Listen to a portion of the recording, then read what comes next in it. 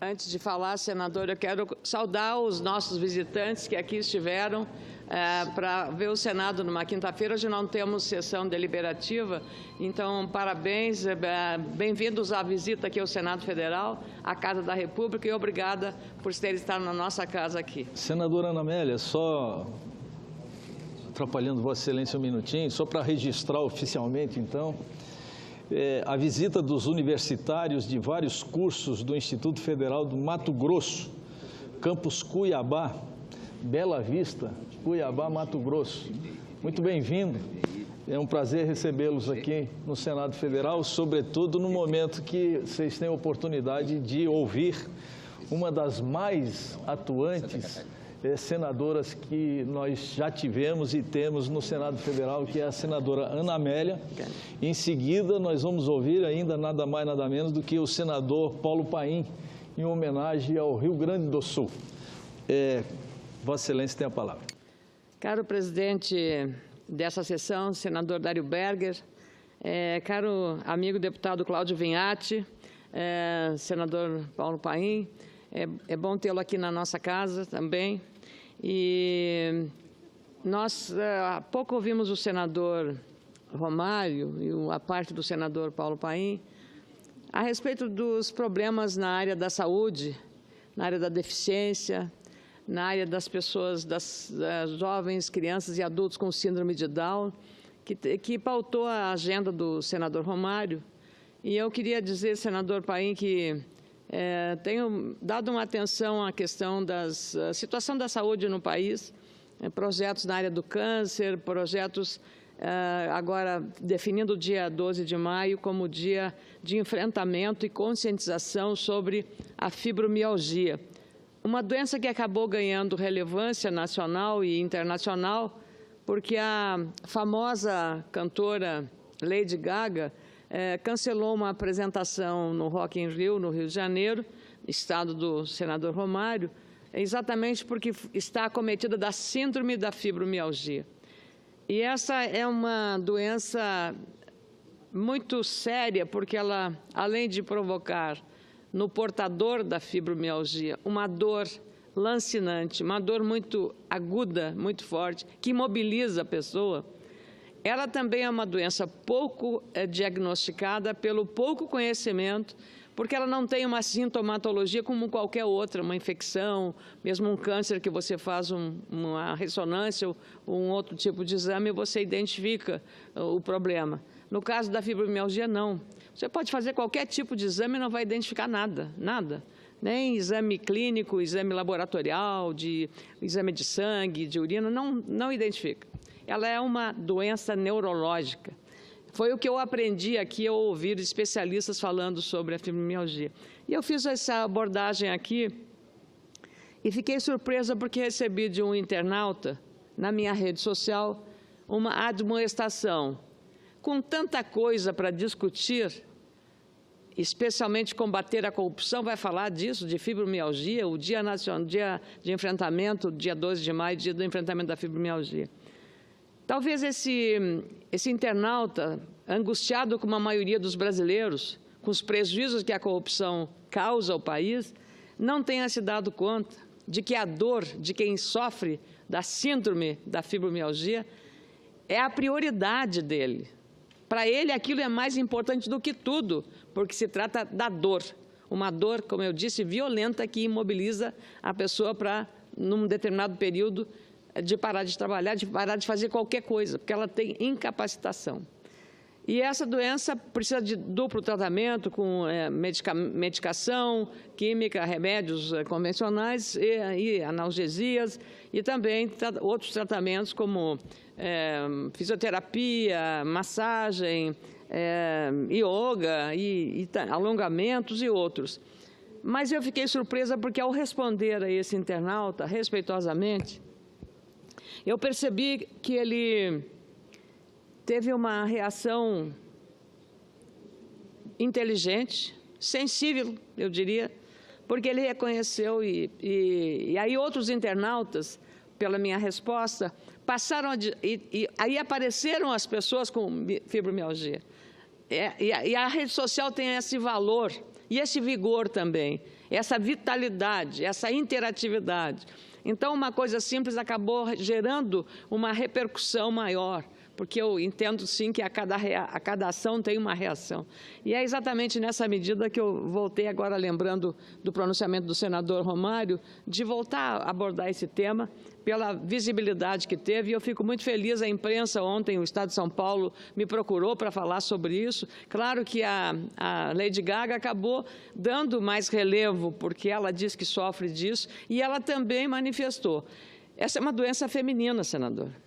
Na maior parte, mais de 80% em mulheres. E elas são, digamos, detonadas quando a mulher sofre, ou o homem, um grande abalo emocional, seja uma separação, seja a morte de um filho, mesmo do marido ou da mulher, uma tragédia familiar e pessoal. Então, isso detona a doença, que é de fundo neurológico. E, então, como não há identificação, diagnóstico da doença, muitos têm ainda a mulher que sofre disso, que falta o trabalho por conta dessas dores, aí acham que ela está fazendo fita, ela está fazendo cena, ela está dramatizando uma coisa que é simples. E não é simples, para quem sofre não é simples, é uma coisa séria. E há um número muito grande, são 10% da população que sofre disso. 10%, senador. Então, nós temos, sim, que cuidar de combater a corrupção, mas a gente não pode deixar de olhar também as pessoas que sofrem com doenças como essa. Então, eu fico feliz, o senador Ronaldo Caiado foi o relator na Comissão de Assuntos Sociais, foi aprovado o projeto por unanimidade, com votação nominal, porque era terminativo na Casa, e todos os senadores e senadoras votaram a favor, porque ele ali explicitou exatamente. Vamos, então, ter o dia 12 de maio, que é o dia para conscientização e enfrentamento da fibromialgia. Então, nós temos que fazer isso para a sociedade e por isso estamos aqui. Mas eu estou ocupando a tribuna hoje para falar também do impacto da corrupção e do que aconteceu hoje num debate na nossa Comissão de Relações Exteriores, comandada pelo senador Fernando Collor, de um debate interessante sobre a questão relacionada à Telebrás, num requerimento do senador Jorge Viana. O governo passado, que era estatizante, fez algumas incursões que revelaram o caminho contrário. E como isso foi levantado por uma senadora na audiência, lembrando que foi um desastre, as privatizações das teles, concentração, lembrou o caso da Oi. E nessa hora, senador Dário Berger, nada melhor do que a história, do que os fatos. Eu não falaria desse assunto se não tivesse dito tantas inverdades, mas agora a técnica e a estratégia é repetir uma mentira tantas vezes até que ela se torne uma verdade. Nós conhecemos essa tática, nós conhecemos, sabemos de onde ela começou, quem começou isso tudo. Então, o fascismo se permite a isso, é repetir uma mentira, tantas vezes ela se torna verdade. É o que está acontecendo nesse processo. Aliás, hoje tem até um editorial do jornal Estado de São Paulo que trata disso, que eu até gostaria que fosse transcrito nos anais do Senado Federal. Mas o que eu venho falar, então, é sobre o que determinou a Justiça em relação ao que fez a oposição para tentar anular ou suspender o leilão da Telebrás. Sabiamente, a Justiça Federal em Brasília negou um dos pedidos feitos por parlamentares de oposição que tentavam evitar o leilão que a Telebrás pretende fazer para alocar a terceiros parte da capacidade do satélite de geoestacionário de defesa e comunicações. O juiz federal substituto Marcos José Brito Ribeiro, da 13ª, veja que coincidência, 13ª Vara Federal, escreveu lá, abre aspas, a comercialização, mediante cessão temporária da capacidade satelital, nos termos definidos pelo chamamento público, o edital famoso 2/2017, não encerra qualquer ilegalidade. a medida tampouco contraria ou, de qualquer modo, compromete o alcance das finalidades precípuas do Plano Nacional de Banda Larga, definidas no artigo 1º do decreto mencionado.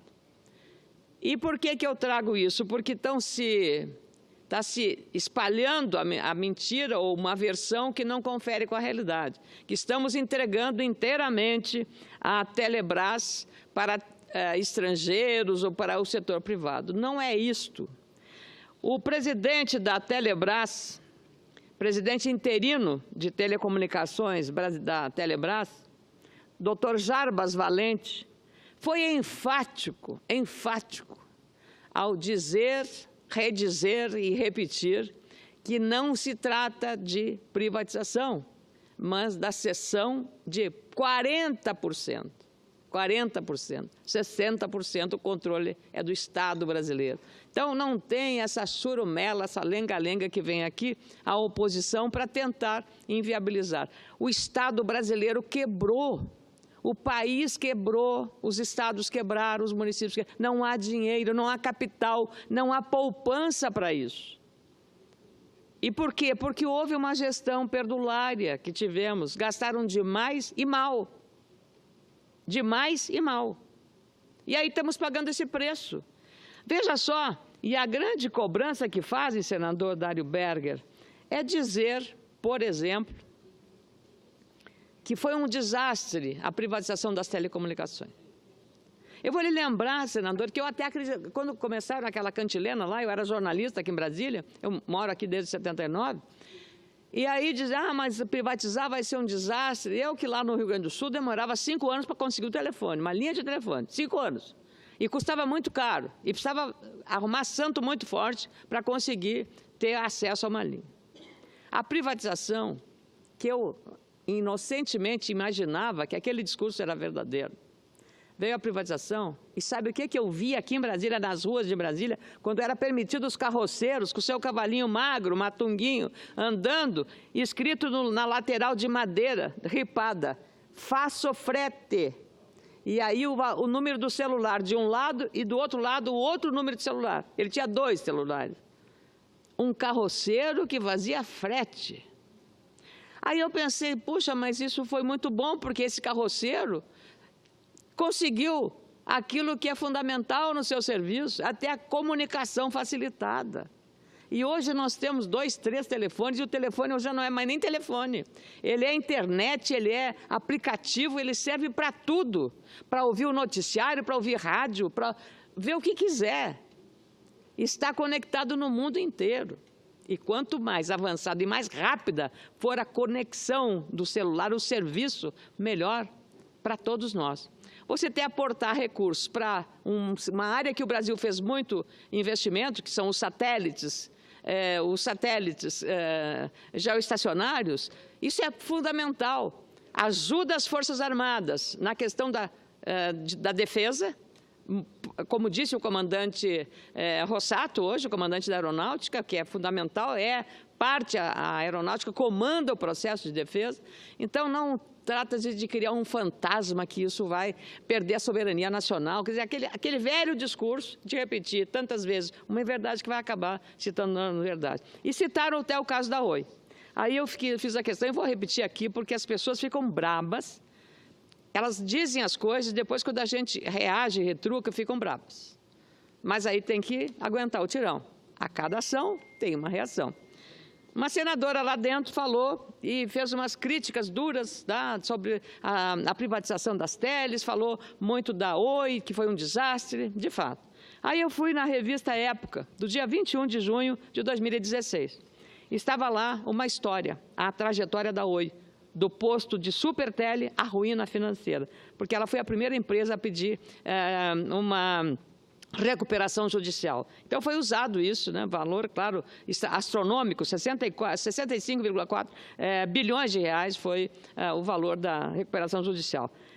Aí, o que estava escrito lá, não é a senadora Ana Amélia, o que estava escrito lá, é uma consequência, o que aconteceu com a Oi, desastrosa, é uma consequência desastrosa para um dos símbolos da política de campeões nacionais patrocinados pelos governos Lula e Dilma. A crença de que o governo, entrando como sócio, dando dinheiro barato e outros privilégios, permitiria a formação de grandes empresas para liderar o capitalismo brasileiro. Capitalismo de Araque, como se viu, né? A Oi é só mais um exemplo do fracasso da política que, entre outras consequências, no governo passado, culminou num enorme prejuízo para o bolso dos contribuintes brasileiros. Isso é o que está escrito nessa avaliação. Aí vem lá, em 2005, a Brasil Telecom investiu 5 milhões de reais na empresa Gamecorp, que tem entre seus sócios Fábio Luiz Lula da Silva, filho do ex-presidente Lula. Pequena empresa, a Gamecorp nada fazia que justificasse um negócio desse tamanho, 5 milhões. A Andrade Gutierrez, também amiga do poder, foi a maior doadora da campanha do PT em 2006. Fatos assim levantaram suspeitas sobre a postura do governo em relação à Tele e ao sistema, claro. Em 2008, a Anatel aprovou a compra da Brasil Telecom pela Telemar, considerado o maior negócio do setor depois da privatização da Telebrás. A chamada Supertele brasileira não teria acontecido caso o governo Lula não tivesse alterado a principal regra da Lei Geral de Telecomunicações, que proibia um controlador de possuir 2 concessionárias de telefonia fixa. O Plano Geral de Outorgas, que era a lei que regia tudo isso, foi modificado pelo governo em apenas 27 dias. Então, paciência, minha gente, menos, né? Menos, senador, venha a levantar. E quando a gente fala isso, as pessoas ficam incomodadas. Então, não levante. Então, não percam a memória. Fiquem com a memória bem viva, que é para evitar esse dissabor e essa inconveniência. E a telefonia privada permitiu que as pessoas tivessem acesso a ela. Senadora Ana Amélia, Vossa Excelência me permite, bem rapidamente, fazer um breve comentário a respeito do interessante e oportuno pronunciamento de Vossa Excelência. Eu, assim como a senhora, também sempre sonhei, sempre imaginei que o Estado brasileiro podia ser produtivo, podia ser eficaz, podia ser eficiente. Então, por princípio, eu nunca fui privatista, embora seja da iniciativa privada, mas eu acho que o setor público ele pode e deve ser eficiente. Mas, em função do corporativismo, tanto público quanto privado, que se estabeleceu e que tomou conta desse país, o que a gente percebe é que o setor público faliu, mofou, ficou completamente ultrapassado. Tanto é que quero dar um exemplo para Vossa Excelência, não só dos telefones, que hoje nós temos cerca de 240 milhões de telefones no Brasil, telefones celulares. A maior parte das nossas declarações do imposto de renda são pela internet, senador. Mas para Vossa Excelência perceber o seguinte, nós temos mais telefone celular hoje do que pessoas. Do que pessoas, é um negócio impressionante. E nós só temos hoje, certamente, essa ferramenta à nossa disposição em função dessa iniciativa, porque se nós tivéssemos ficado naquela retórica tradicional do governo, certamente nós estaremos extremamente atrasados nesse ramo. E outro exemplo que eu quero dar para a senhora é o exemplo da Eletrosul. A Eletrosul, alguns anos atrás, ela privatizou a parte de geração da Eletrosul. Sabe o que aconteceu nos anos seguintes? A sucessora da geração da Eletrosul se chamava Tractebel. Bateu recordes de produtividade e de lucratividade nos anos subsequentes. por que essa produtividade, senador Cristóvão Buarque, Não era... e essa eficiência não poderia efetivamente acontecer no setor público, que tinha muito mais, supostamente teria muito mais estrutura até, para apresentar um resultado como deveria ser apresentado. Então, eu quero só corroborar com tudo que Vossa Excelência falou e mencionar de que nós temos que reduzir essa participação do Estado brasileiro, que onde ele entra, ele torna ineficiente as atividades, seja elas as mais variadas possíveis e, portanto, mais uma vez, quero cumprimentar Vossa Excelência. Eu já vou passar para o senador Cristóvão, que eu só queria acrescentar o seguinte: o debate não deve ser entre reduzir ou aumentar o tamanho do Estado brasileiro, é de que o Estado brasileiro seja eficiente e cumpra a sua função.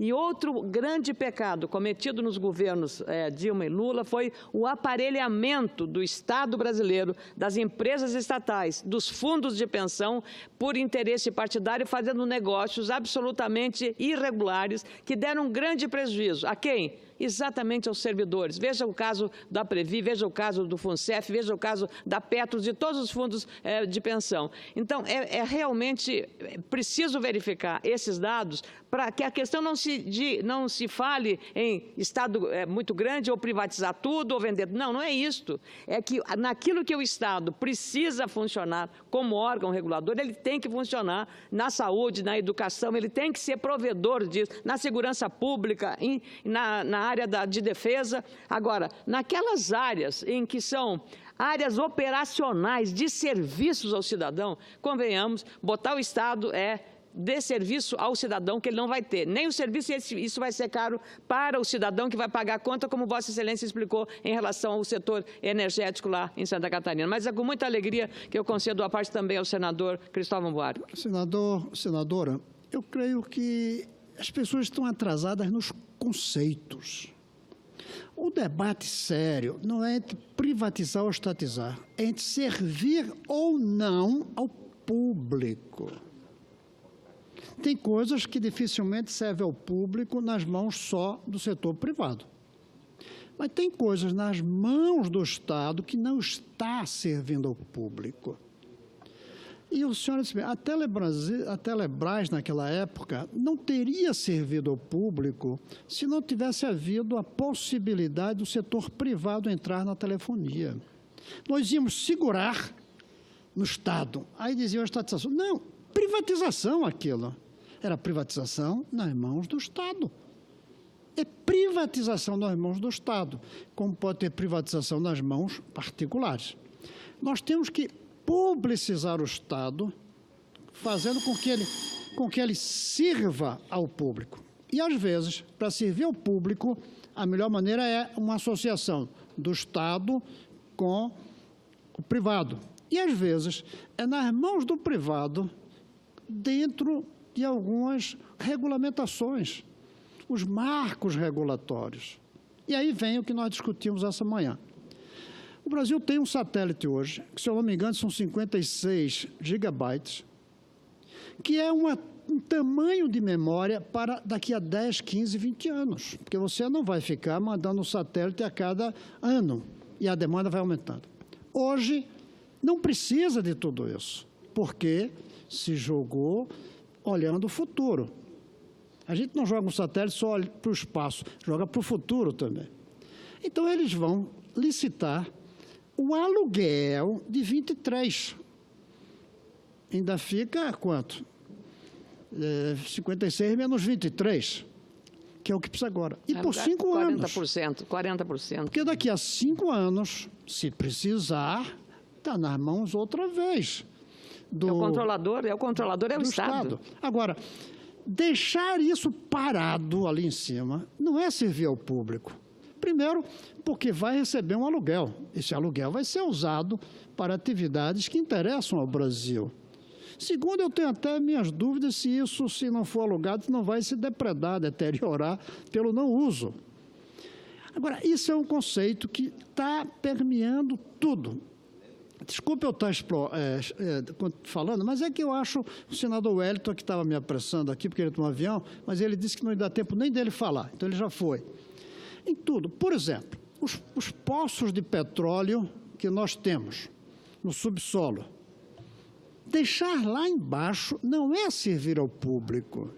Servir ao público é extrair, transportar, refinar e produzir com isso. Minérios é a mesma coisa. Minério também.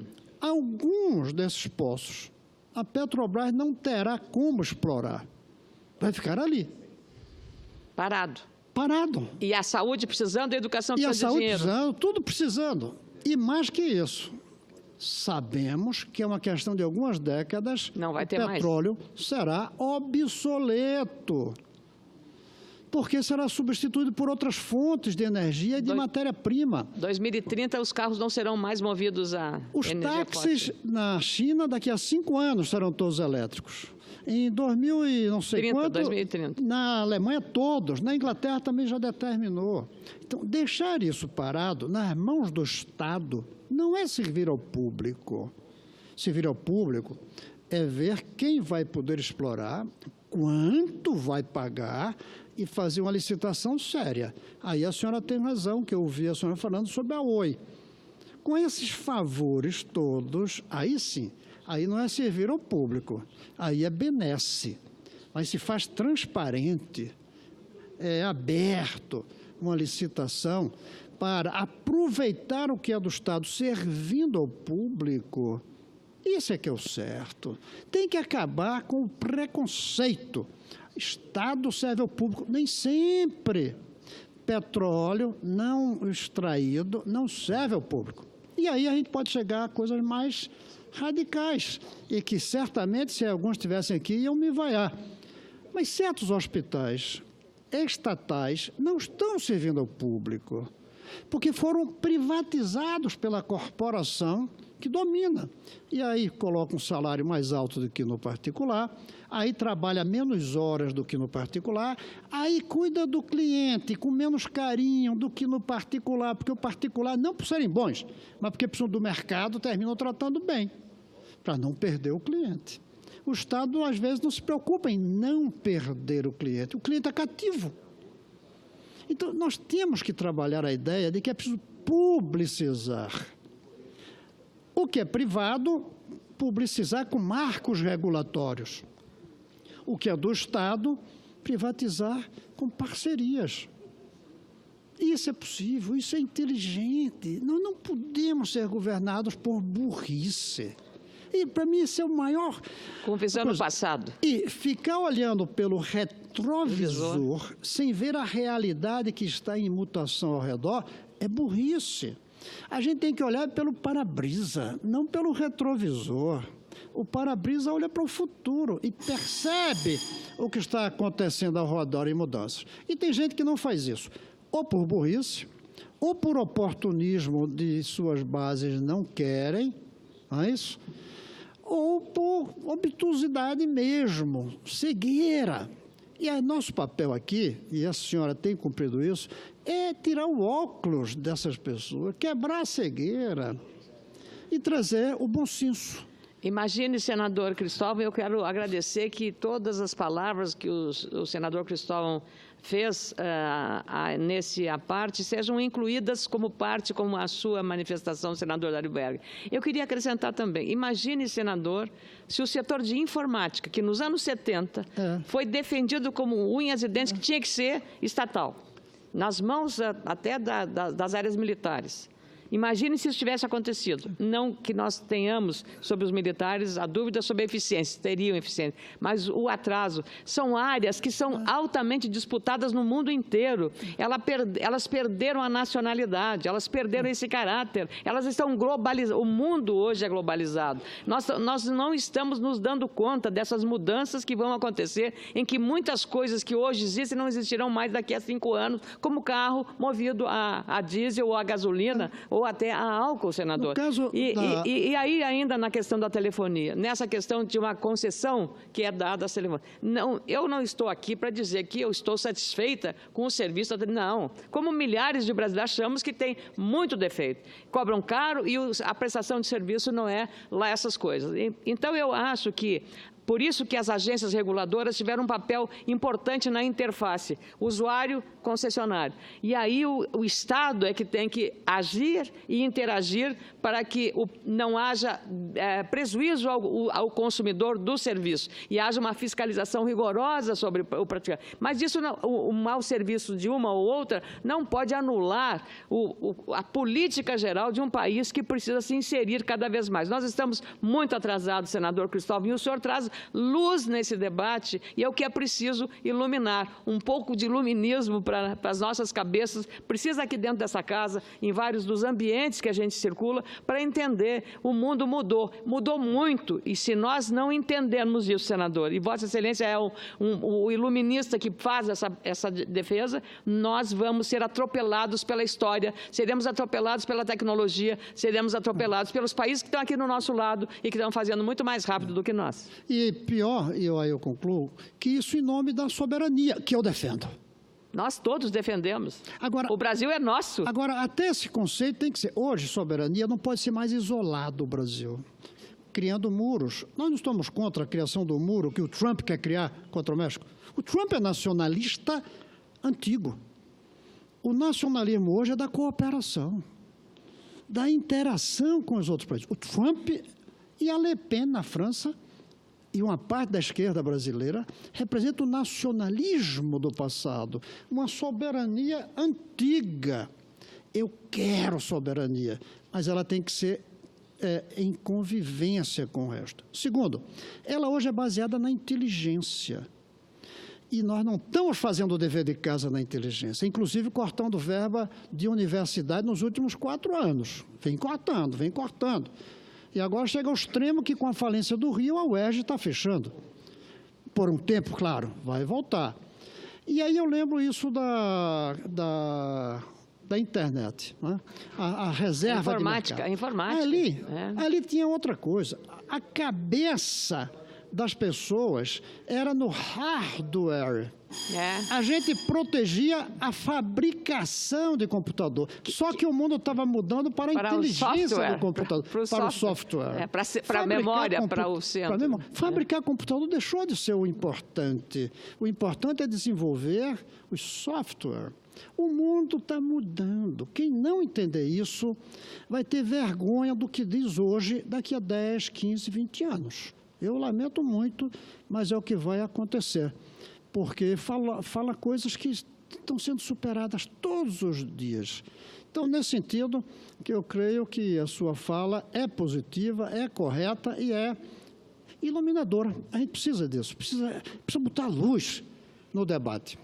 Eu agradeço de novo, senador Cristóvão, e queria lembrar, eu tive recentemente em Taiwan, que é uma ilha, Taiwan é uma ilha próxima do Sudeste Asiático, extremamente estratégica e relevante.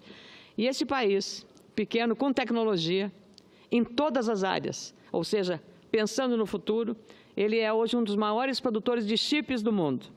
Então, é o grande fornecedor das grandes empresas que usam, por exemplo, o iPhone ou esses outros aparelhos, é produtora disso. E estão só criaram um Vale do Silício em Taiwan, eu diria tão importante quanto o Vale do Silício nos Estados Unidos, e isso mostra exatamente a visão estratégica de um país daquele tamanho em relação ao quê? Um país de 23 milhões de habitantes, mas tem uma renda per capita de $22 mil. Então, senador, nós temos que ver esse mundo mais aberto, um pouco tirar o sectarismo, e as pessoas não podem reclamar. Eu só voltei ao passado porque foi referido na audiência coisas do passado. Então, eu não falaria, porque entendo que a cada ação há uma reação, em todos os aspectos, na política, na economia, em tudo. Então, mas por isso que eu voltei ao passado para tentar responder a uma provocação feita que voltou a isso. Mas quero que as agências reguladoras funcionem para melhor serviço e que o setor público tenha eficiência, não um debate sobre o Estado médio, grande ou pequeno, um Estado eficiente de fato, e o Estado brasileiro não seja de propriedade das corporações, porque ela é de propriedade do cidadão. É o cidadão que paga a conta. Quem recebe salário mínimo, um pouco maior, todos pagamos o serviço. Mas o servidor público tem que entender essa cultura de ser um prestador de serviços e não o cidadão ser o seu fornecedor do salário mensal e não cuidar de quem lhe paga o seu salário. Obrigado, senador.